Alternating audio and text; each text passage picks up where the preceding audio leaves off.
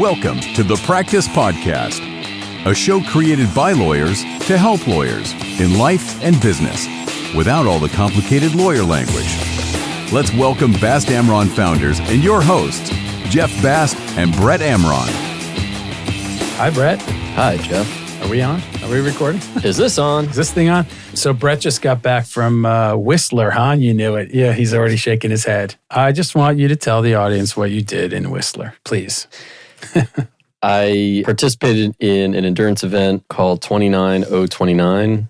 You can look it up online. It's a very cool event. You basically have to hike the elevation of Mount Everest within 36 hours. So at Whistler, the trail is 3.9 miles long from the bottom to the top to a ski resort. So you hike up the ski mountain, 3.9 miles, 3,900 feet of elevation. So I had to do it 8 times in 36 hours. So you hike up and then you take the gondola down. Take the gondola down. You can take your time. You can get food, change, whatever, and keep going, whatever. And how many hours did you do it? So the first day, Friday, we started at 6 a.m. I stopped for some lunch and dinner in there, like quick meals. Finished at 11 p.m. on Friday, got a few hours of sleep, and then I did the last 2 ascents on Saturday morning, but I finished before lunch. So I don't remember, is that 17, maybe 20, 22 hours, something like that? Pretty solid. How are you feeling? Are you tired at all? Are you sore? I'm feeling a little tired. You finished today's Tuesday and you finished on Saturday. On Saturday, and then the travel back is just long, So the legs are, recovering, and I'll get back to it and find my next adventure.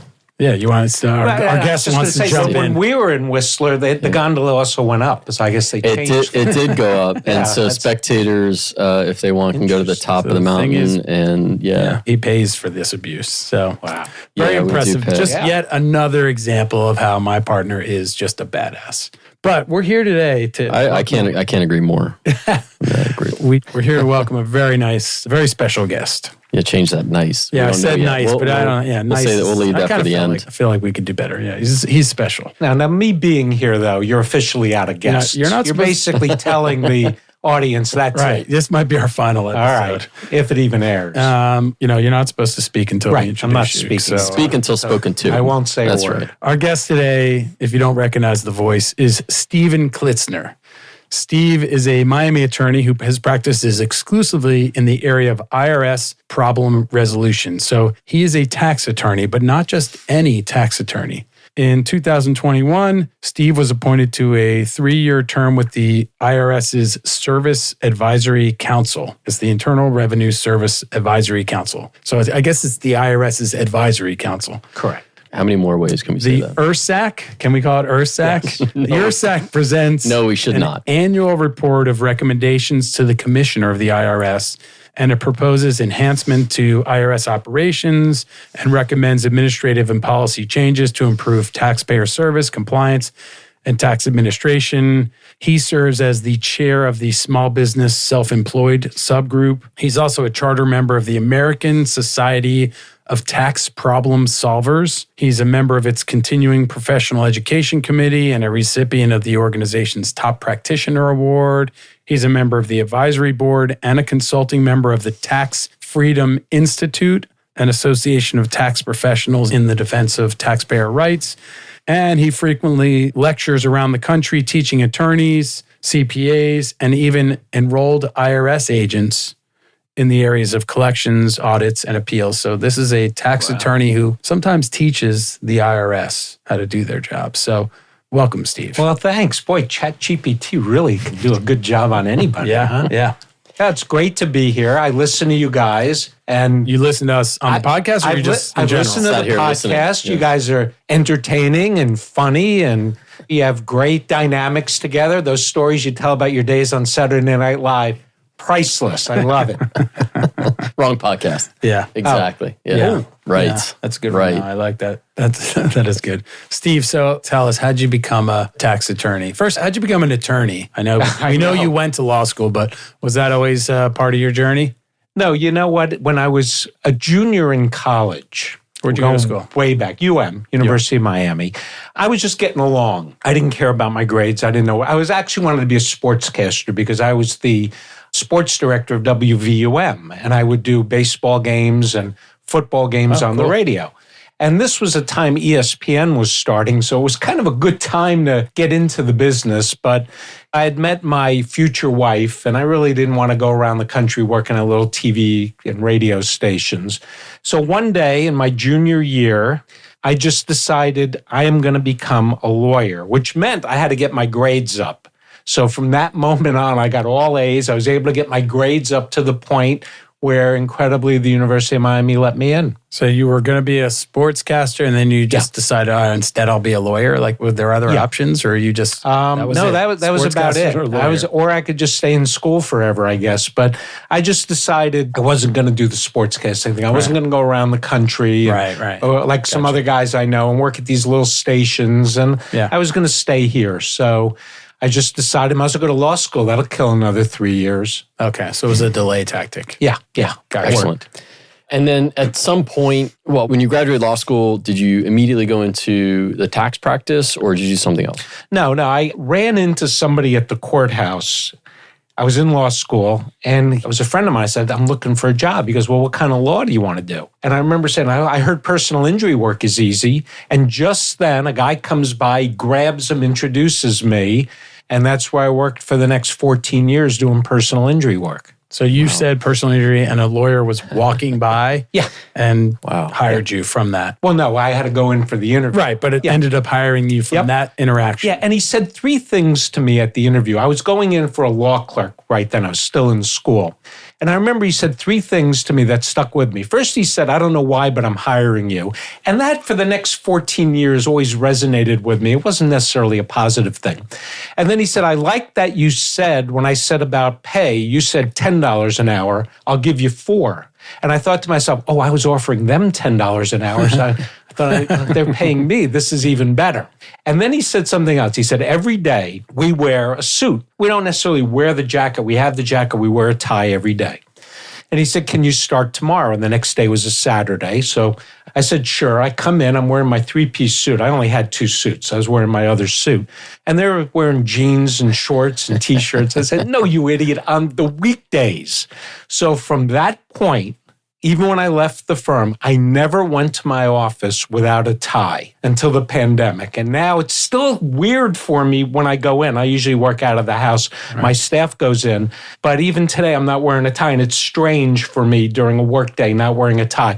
But I do like it a lot. So this casual look is for us. That's the best. Well, no, now I'm doing it. I'm actually going to lawyer things, and I'm having lunch without wearing a tie since COVID. Because if it hadn't been for that, I never would have gotten out of that. How do you feel? You said a little awkward. How do you feel? You feel a little bit more comfortable? Yeah. I like this better. Yeah. Now, you guys are wearing jeans, and I could have gone that route. You just gave away our secret. But you're wearing it with the tux. And Exactly. I might have done that. Right. It would have been still a little tough for me, but I never know. Jeff's always like sporty. You never know when he's wearing a cool jacket and like a dark shirt. So. He is always wearing cool stuff. But anyway, so that's my story. I'm sticking to it. And that's where I ended up until I decided to leave. There's a lot in there. So it's a good story. I like the idea that he told you at the beginning of the interview that you were getting the job, basically, right? He said, I'm going to hire you. No, is that right or no? It was at the end. He said, I don't know why, but I'm going to hire you. At the end, after I did all the best of the things I could do. I don't know why, but I don't know why. But you said that always stuck with you. That always stuck with me, not necessarily in a positive way. It's like... the I don't know why part. Yeah. So for the next 14 years, in the back of my head, it's like, why they don't even want me here? Okay, so you start out as a personal injury attorney, and then you become a tax attorney. That's not a natural progression, is it? I thought it was. How'd you make that change? You tell us. Well, I answered an ad. You answered an ad. Elaborate, please. Oh, okay. Thank you for that. See, I wanted to do that back and forth thing where you asked me to elaborate. Say more. Okay. So what happened was I'm doing personal injury work. I'm on my own. And I'm doing quite well for myself. It's not one of those things where I was struggling and things were horrible. My overhead was really low. You're with this firm? No, I left. Oh, you left and started They changed the deal on me, and I finally got the guts not to think too hard and say, why would I leave? But this is still great. And I said, I'm out of here, and I left. So we're gonna put a pin in that. All right. Yeah. We'll come back to that decision and some facts around that. Let's keep going. So I'm doing PI, and I'm doing the favorite part of my day. I'm reading junk mail. So when you do personal injury, you see the lawyer, you get the letters, you get these bad motions. You don't want to read those, and discovery and Sometimes you get a letter from an insurance company, it's got a number. You just go to the end to see if they're offering you any money. But junk mail really was the best. And I got this letter from a CPA in Colorado to lawyers. And it said, do you want to work less, make more, have your clients be happy with you, less pressure, phone rings off the hook, everything a lawyer would do. So I said, I'm in. And I called and I said, what is this?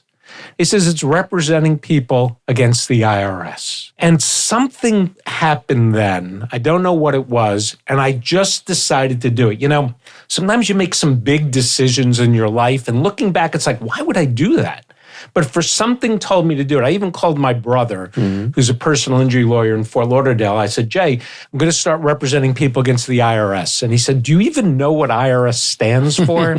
International Resource Society. I don't know, but I've decided to do this. So I decided, this is in 2001. And how long had you been practicing at that point? I had been practicing 22 years. Wow. 22 years. 22 years into a career, you make a complete seismic shift based on junk mail. Yeah, effectively on a really phone call. Written well. It sounds that way. It was written well. Yeah. So I decided to do this. And at that point, this is in 2001, I plunked down I think it was about $6,500, non-refundable. And if I'm going to pay that much money, I'm going to make sure I do it, not just put it on the desk. And I decided if I'm going to do this, I'm going all in. I went to every seminar. I read everything they gave us, everything they told us about accountability and this plan and that plan. You should do this. I did everything they said. And I just decided, as I said, if I'm going to do it, I'm going to do it right. And slowly, I got rid of the personal injury work. It was a little like my lobby at my office. It was like those episodes of My Three Sons when Robbie had 2 dates to the prom. You have to go back and forth. All right. A little before your time. Yeah. So I would have to change my waiting room depending on who was coming. A personal injury client comes in, that would be a personal injury. The tax clients come in, I change everything to the tax materials. And if there are two of them at the same time at the office, I go back and forth, have to remember which. But slowly and surely, I got rid of the personal injury. And I just did the IRS stuff, just representing people with IRS problems. So you learned enough to, one, start practicing right away, but then two, start transitioning out of personal injury. Yeah, and it was hard in the beginning. People would come in and they'd talk about their tax case. And I'm back to being like a young lawyer where everything's, they knew more about tax stuff than I did. I'd have to excuse myself and go read the material in the back and then come back in. Right. And they would ask me, because people can sense things. Have you done this before? Yeah, they say, how long have you been doing this? Right. Well, I've been a lawyer 22 years. And no, this particularly. You know, what time is I think it? it's going to rain. What time is it? It's going to rain. Right. We got to get cooking here. It's going to be a downpour. And people could kind of sense it. But I just decided to just go all in. And when I was I'd go to every seminar. And after a while, the people that I'd go to the seminars for were like, listen, we can't just keep taking your money. Maybe you should just speak. Maybe we should pay you. You go up there and start talking. So for the last, I guess, about 15, 16 years, I don't go to seminars. I teach at them. And that's a lot of fun. Really amazing. Amazing. So what did we hang a lantern on again? We were going to come back to hang a lantern. I said put a pin. What did we put a pin in? Put a pin in the decision to leave the firm you were at and open your own firm based on, the change in the deal, whatever. I mean, what did that tell us about that sort of decision process for you? How far were you in at that point? Well, I'd been there 14 years. Yeah. And every time they did something I didn't like, my name was on the door, but I wasn't really a partner. But they did that really for them. Mm-hmm. And every time something happened at the office I didn't like, it would be like I'd knock down, I'd get up, I'd brush myself off. I was like, thank you, sir, can I have another? And it's like, okay, I still got a good deal, I'm staying. And I found out that they were going to change my deal. See, here at this old law firm, and I'm going down a little rabbit hole here. That's all right. But back then, the secretaries called the bosses Mr., and everything was very formal. And they always had secrets in the office, which there were no secrets because the boss's secretaries would tell everyone. So when they'd call us in to tell us a secret, everyone would go, oh, and then everyone would leave and go, yeah, we knew that. Right. So I said, if I ever went out on my own, I'm not going to do that. I'm going to have an office where there's no secrets. We talk to people. It's on a first name basis. It's not formal. And that's what I did. And I always felt good about that I didn't have that old stuffiness with that they used to pit the lawyers against each other. It was horrible. I didn't realize it was horrible till I left. So I found out that they were changing the deal through my secretary, found out from their secretaries. It's like high school. Yeah. Oh, it was the worst. It was the worst. Yeah. I always remember trying to get a raise. Now, the senior partner could make decisions, $1 million decisions like this. When I asked them for a raise of a few thousand, well, I got to sit down. We got to talk about it. We got to have a meeting. And I'd go to the meeting and one would be in front of me and the other behind me. And it was just so bizarre and so horrible. But that was the life I chose. But anyway, so they changed the deal because I had made too much money that year. So they decided to change the deal of how much money we were getting on cases we brought in. And instead of my usual, okay, that's horrible, I still have it great, it's like, I'm out. I'm done. I'm out of here. And I made the decision and never looked back. I went out on my own with someone else in the firm, the other junior partner. And after 3 days, his nerves were getting to him and he went back. It actually was better for me because all of a sudden I could just make all the decisions and things became clear. So I set up shop. I moved from Coconut Grove near where I live in the Aventura area. And I shared space. I kept my own expenses down and I just started doing it on my own. And I survived. Even though they thought no one ever leaving that firm could survive, I did. Nice. Congratulations. So that was it. Yeah. I have a question. So you mentioned how you kept getting knocked down and then you dust yourself off. So without getting into the specifics of what those knockdowns were, when you felt that way, did you communicate that with the managing partners? Did you go to them and say, hey, this issue, this isn't right. I don't feel like this was fair or whatever it was? Or did you sometimes a little, but it didn't matter. When they made their minds up. Something happened once where I was getting a certain percentage on cases given to me by one partner. But when the other partner found out, and this was a couple of years later, he cut it back. And I was there when he asked the other guy, did you know they were getting this money? This is how the associates were getting money? He goes, no. It's like, come on. So your compensation structure was not approved by everybody. So. Well, it was, but it wasn't. And of course, all of a sudden it was a no and it was a yes. Right. So it was difficult to communicate. And, back then you're afraid. And I think I was always afraid I'd get fired, but always hoping I'd get fired deep down. It would have made things easier, but I just couldn't screw up enough. I tried.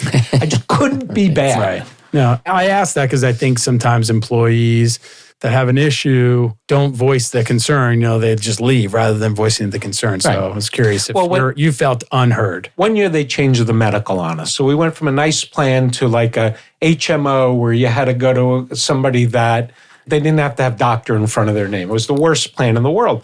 So I voiced my concern and the partner says, well, we all have to have the same coverage and I'm upgrading mine and it's harder for me because I'm in a higher tax bracket. So I have to make more money in order to pay the premium. And I said, that makes a lot of sense to me. That's how bizarre it was. I just, Gotcha. Whatever. Gotcha. It was a different time. You guys, people it was the olden days. And you talk to your people, you explain things to them. Yeah.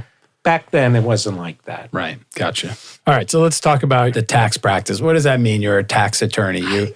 You represent individuals and businesses in disputes with the IRS. Tell us, what does that mean? And that's all I do. I don't do any of the tax planning. That's bad for my business. I don't do the foreign stuff. When someone comes to me and says, should I be an LLC or an S Corp? Should I do this for tax reasons? The answer basically is, I can't tell you how to stay out of tax problems. If you get into one, I'll get you out. But that's not what I do. I don't do that planning. So from a tax lawyer standpoint, it's different what I do. Is it that you can't or that you won't? It's that I don't need to and I don't want to. And I don't know the answers. Right. I don't know. Right. Well, isn't it like transactional work for us, right? Like we can pick an agreement apart and litigate over it. Right. We just don't put the deals together. Right. It's just very similar. But we can review an agreement and say, here's a good way to avoid a problem in the future. Right. So you could do that. You just choose not to. It's not your practice area. Well, I'm not comfortable enough with it. I'd rather send them to a guy that does tax planning or a CPA can very often answer the question. And is it any issue at the IRS, meaning it can be income tax, property tax, sales tax, whatever. It doesn't matter. Well, there's no property tax and sales tax is Florida. Not property tax. I don't do the Florida stuff. But I can't deal with Florida because they don't have any rules. They just it's like the Old West. They make it up the way anything they with go. the federal government. The IRS, federal government. You owe money, you get audited, you don't file your returns. Mm-hmm. Those are good cases for me, and that's what I do. And there's, luckily here in Florida, we're as big as anywhere in the country when it comes to people with IRS problems. Why is that a practice area that is susceptible to that advertising campaign? Like, why can you just learn that practice? What was it? Make more money, work less. Why does it qualify for this? Well, he was kind of right. The phone does ring off the hook. And my clients, unlike personal injury, are happy at the end. In personal injury, it's always like $100,000. I wanted to net that. Right. And you're only getting me 10 grand total. And it's like, your case isn't worth anything. So it was hard to keep people happy. And you had to deal with lawyers. Now I deal with lawyers. I represent them. They listen to me. Right. Judges. Everybody has insurance companies. But back then I'd have to deal, and everything was adversarial. With the IRS, it's not as adversarial as you think, because in the real world, if you can't come to a resolution with the other side, you go to a judge and jury. With the IRS, if I can't come to a resolution, they're the judge and jury. I've got to figure out how to make a deal and hold them to the law so that they do what they need to do. And then my clients got to be realistic too. They have to understand that if you make $150,000 and you're a single guy, I can't convince the IRS you have $500 a month left over to pay them. It's just, I can't do that. So everybody's got to be reasonable, and then we make a deal. Some people settle for a lot less. Other people, because they have money, they pay everything. So everything's a little bit different. Gotcha. But it's just a different practice. Feel like you're really helping people, unlike personal injury. Right.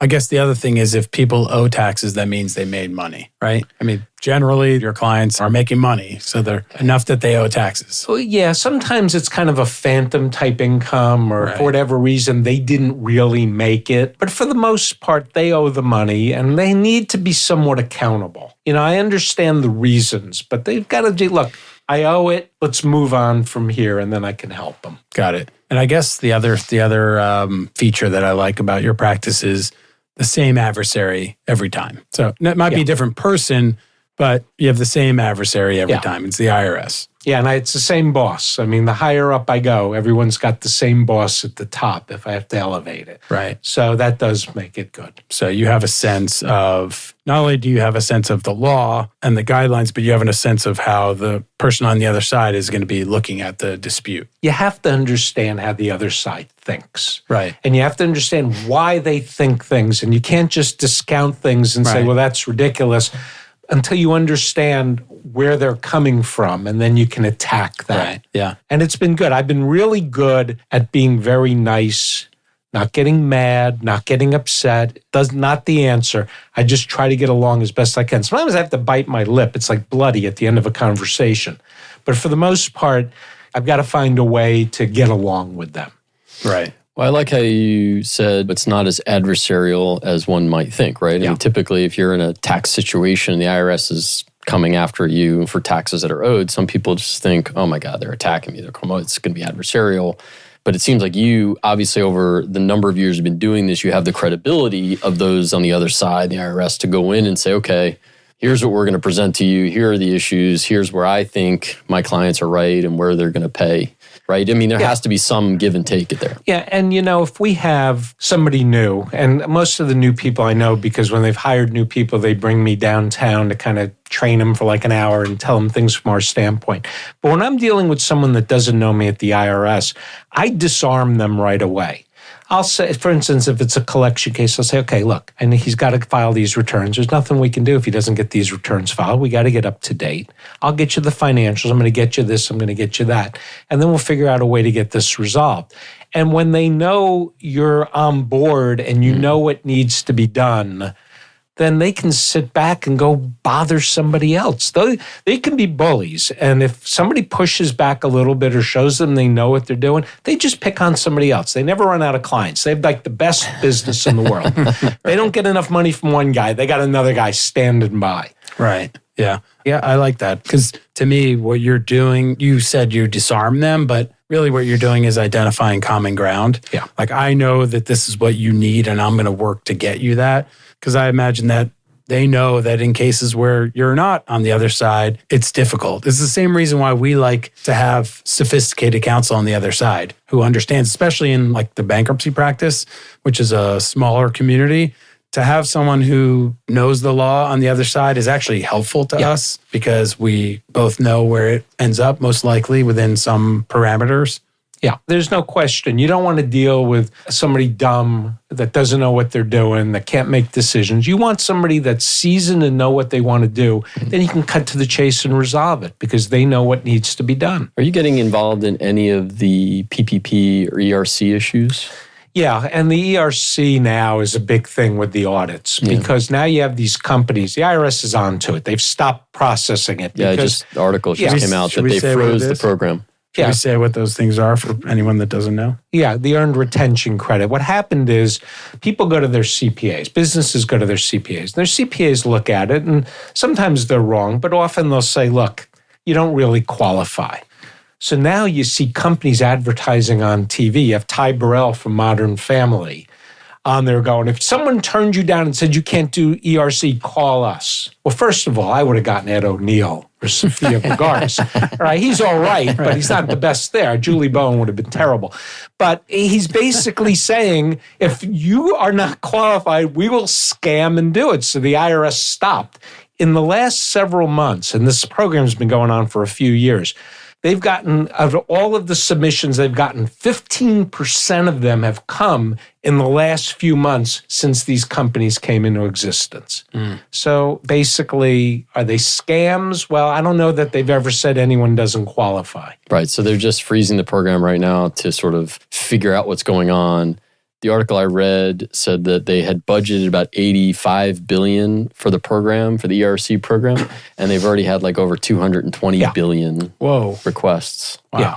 Listen, if you can scam, and this is terrible for Not that IRS. It's all a scam. Not that it's all a scam. But some of these companies are. Look, like the PPP, right? I mean, there was definitely some fraud. There's a lot of prosecutions going on. There's a lot of criminal complaints the IRS have now sent a lot of criminal complaints over to, I guess, DOJ is prosecuting it. And so, yeah. And I guess the answer is go to a CPA and let them look at it, and they'll tell you whether they really think you can qualify. And they may be wrong. They may say you can't and you can, but you just have to be a little bit careful out there because what happens is these companies will get you $100,000. The IRS pays $100,000, you give them $10,000 or $20,000. And now when you get audited to see whether you're really entitled to it, these companies are gone. They're out doing some other scam work. Right. So now you're going to be out the $80,000 you got, the $20,000 you gave away, plus penalty and interest. It could put a business out of business if they get audited on this. So now we're seeing these audits where the IRS is taking a look at them. And we'll see how it plays out. It's still a little early. Wow. Are you defending on those audits? Yeah. Yeah. Okay. Yeah. And so far, so good. You still have to have the right facts. There's going to be people, I'm sure, that come to me and it's like, you just don't qualify. Right. Well, that's like the PPP with, I bought a Ferrari, a mansion, took some vacations. Right. Was that not what I was supposed to spend the money on? Right. Or was I even supposed to have a business before that? Right. But in large part, a successful program and its rollout. But there's always going to be some. There's always something. Especially something that gets rolled out that quickly. I remember that thing. Every day you were learning something new about the interpretation of it and how it worked, et cetera. It was crazy times for sure. Yeah, it sure was. During that. But yeah. So what about the increase in allocation of resources to the IRS? Is this good for business, bad for business? This is wonderful. They first got $80 billion, and they're not getting it all at once, and they're not hiring the 87,000 new people all at once, and they have to make up for people retiring, and the people they're hiring don't have guns and badges, all of them. Very few do. People are answering the phone. They're technicians. They're computer people. They're not all collecting. They're not all auditing.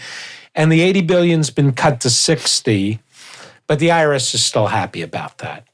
And they're going to try to modernize. They're going to try to do things so that you can do things with them that you could do with regular businesses. You can go online. You can do things. They have barcodes you can scan. And they're really trying to step it up a bit.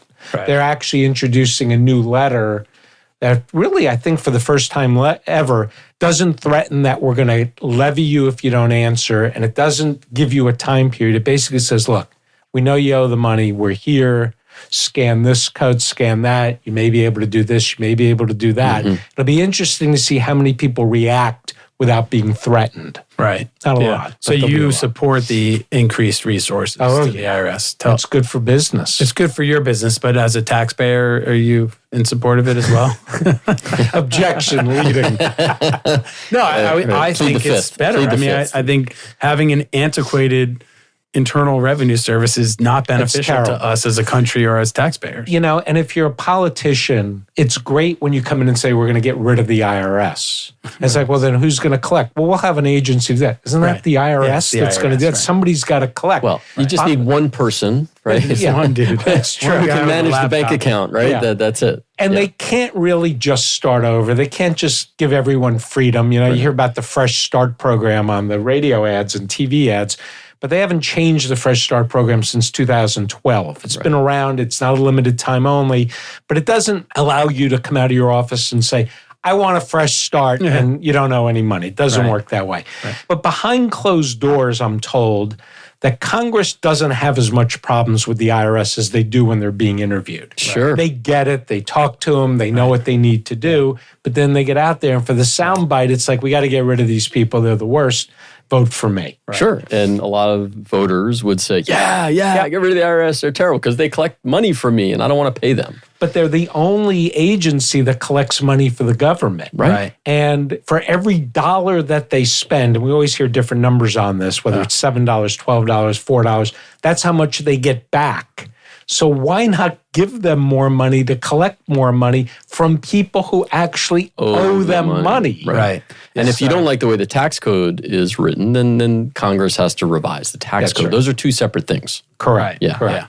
Yeah. And even when they did the thing trying to simplify things a few years ago with the returns and all, that wasn't really tax reform per se. They just really tried to reporting, right? Make and some things a little different. Right. And they did help people out tax-wise. I mean, there was a candidate, right? Or every few years, there's always a candidate in an election that has, I'm going to the one-page return. That's right?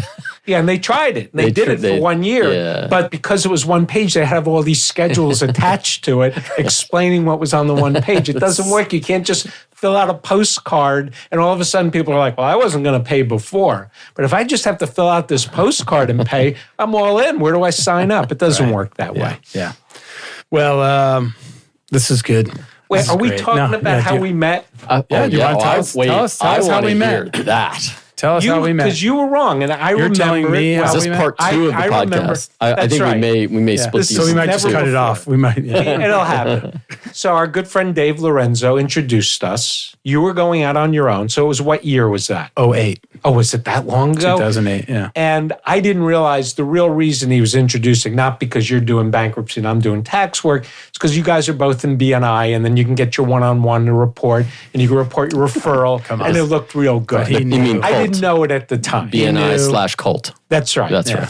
So we get together. Of course, that's not why. That's exactly. That was why he did it. You were interested in meeting people. No, because if you're in BNI, if that's your purpose in BNI, you're never going to be successful. So go ahead. Well, that's true. Yeah, that's true. Because the giver's gain is really a true thing. That is a truth. The people who Here we go. I'm going to leave. I'll see you guys later. No, the people who get it really do well. When you go to a chapter and everyone's there telling them about them and they don't want to know anything about you, that's a bad chapter. If you join a networking organization, whether it's BNI or anything else, and your purpose is only just to satisfy their criteria, you're not going to benefit. But if you use it as a vehicle for building relationships, then that's different. But that goes for anything, right? Anything you do. I mean, if you're just pushing paper around on the desk, it's not going to. And you have to do a little more than just. So anyway, so he sets us up. Yes. And I think you had just gone out. You had left that big firm. You're starting your little boutique firm, which, by the way, I was very surprised. I know you have a boutique firm.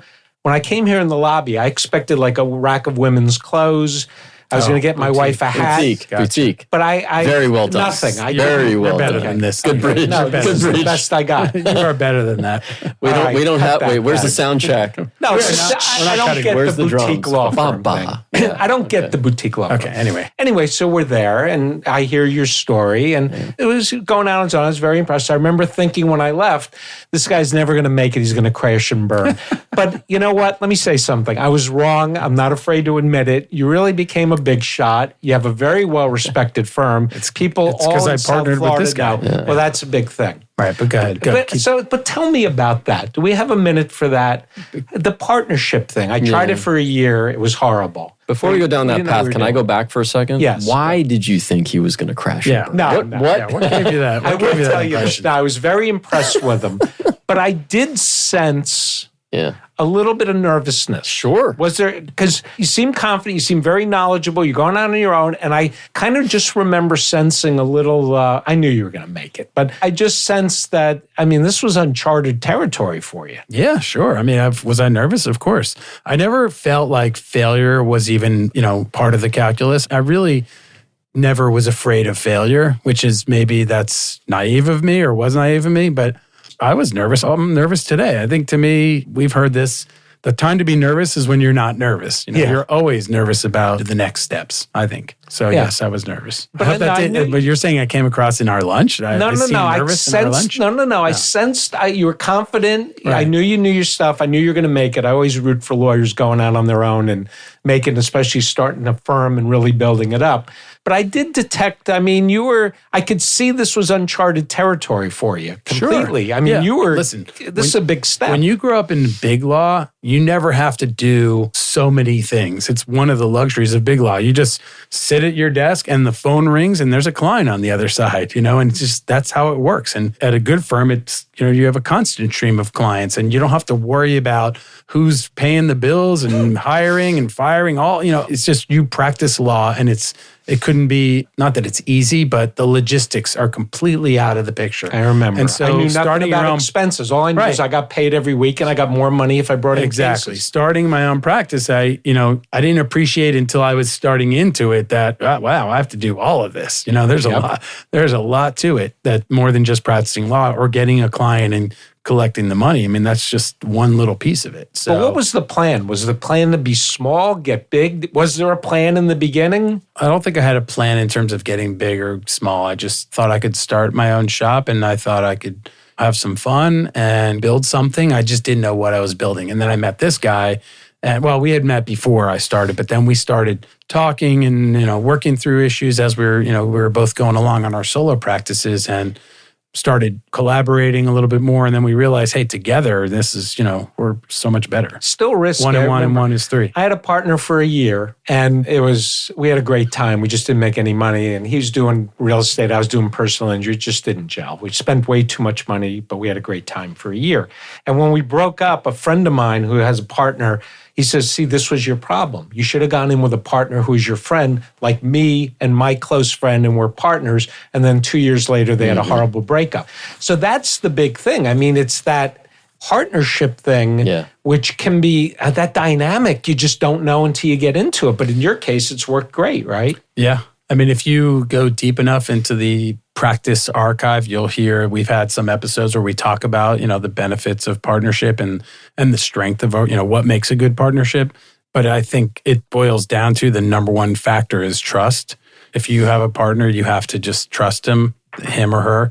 And if you don't have that, I think that's the basis for any relationship, marriages, partnerships, friendships, whatever it is. If you don't have trust, you have nothing. And so, I just have complete trust in Brett and I think he has trust in me. And if you have that comfort, it's like you don't have to sleep with one eye open. You can do this thing, build this thing and just know somebody's got your back. It's not even that someone's got your back. It's that they're not going to stab you in the back. If you're always worried about a knife in the back, then you can't do anything full scale. That's great. And that's been really the secret of the success. But you're at 14 lawyers now. Is that the plan or is it going to get bigger? We're going to keep going, man. Well, our growth's been organic in large part. It's never like, we want to be at a certain number.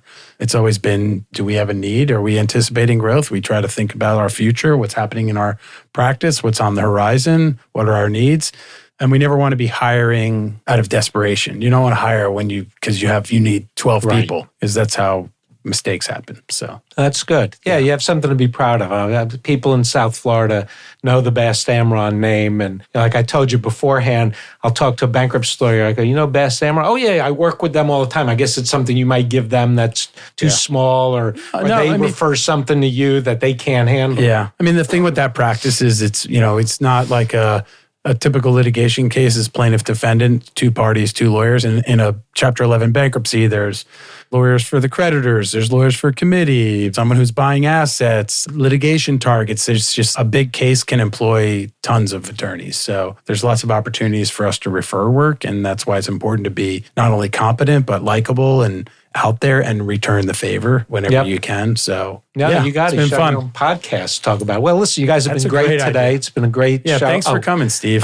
If you enjoyed this podcast as much as we did, or even if you just enjoyed it a little, leave us a 5-star review. Share the show with your friends and family and colleagues because it helps other people find the show. And we will see you next time, Steve. Thanks, Steve. This was all right. fun. It was great. It was Thanks, a lot of Nelson. fun. Thanks, guys. Brett. Jeffrey.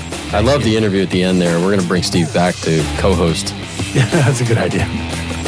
For more information on this show and other resources, visit fastamron.com and connect with us on LinkedIn, Facebook, and Instagram @FastAmron.